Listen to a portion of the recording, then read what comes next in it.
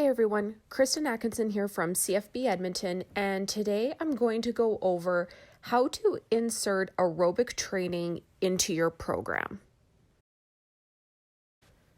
To start off with, we're going to do a brief physiology review of the aerobic system. So, unlike the phosphagen and glycolytic system, which we learned about last week during our anaerobic training theme, the oxidative system is aerobic and uses oxygen to help with energy production. The oxidative system is heavily engaged in low to moderate intensity activities. The aerobic energy system is typically trained at submaximal intensities around 45 to 60%, depending on the intent of the training session, either high quality or high capacity, which we'll go on to touch on in a minute. You'll harness a lot of energy via the oxidative system for your longer training sessions, including distance running or rucking. Training of the aerobic energy system allows for long duration activities, and its enhancement delays the initial onset of fatigue. It also works to increase recovery rate from high intensity exercise.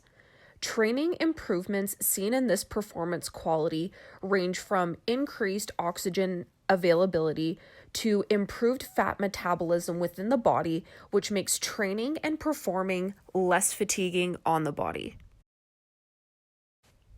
To touch on a few key points of the aerobic system is number one, it functions as the support system for all other physical performance qualities, such as anaerobic, strength, and speed training.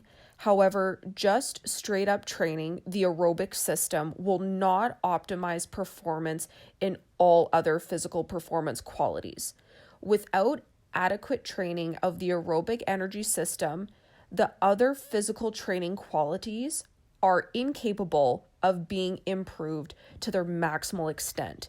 In short, these systems build upon each other to allow for optimal performance. All right, so when people think of aerobic training, they tend to think their training structure must look something like that of Lance Armstrong or look like that of a marathon runner, which couldn't be any more incorrect. Shown here is an example of a 4-day endurance training program built specifically for a member who struggles with long duration training such as rucking or distance running. This specific training program has been modified to ensure that the aerobic training system is being trained multiple times per week. Take note of how the other training qualities such as strength endurance, and speed training are not neglected. All aspects of performance are still considered, which are required for job or task completion of a soldier. So to further break down the aerobic training days, in this first example, a high quality and high capacity training day are outlined. High quality referring to training that improves the physical performance qualities, in this situation the aerobic system, ability to perform at the highest intensity possible. High capacity referring to training that improves the aerobic system's ability to be used for an extended period of time. High quality, obviously requiring greater rest times to allow for maximal intensities to be reached to improve this component, whereas high capacity requires shorter rest times.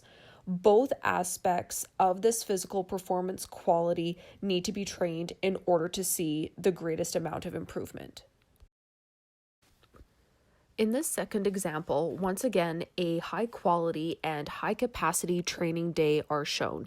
However, in this example, a circuit is given with varied parameters to achieve the specific training goal of that training session. You'll notice greater rest periods during the circuit on training day 2 as opposed to training day 4. Aerobic training can be structured in different ways with improvements of the aerobic system still being made. Multiple program variations exist based on the individualized needs of each soldier. Both genetics and prior training experience also play a role in determining the specific requirements of each individual. For example, the training program example that I gave could be modified into a 3, 5, or a 6-day training cycle, or could be modified weekly depending on the individual's precise physical performance quality needs. So that could refer to cycling high quality and high capacity weeks a little bit differently. Stress is also another huge factor that needs to be taken into consideration when designing a program. How to incorporate aerobic training into your program. The conclusion. It's not so straightforward. It really comes down to the individual and what their goals are and what their job or their sport requires them to be able to do. If you have questions or you feel that you need more information or need some assistance in structuring your aerobic training, let us know, either through Facebook, email, or Instagram.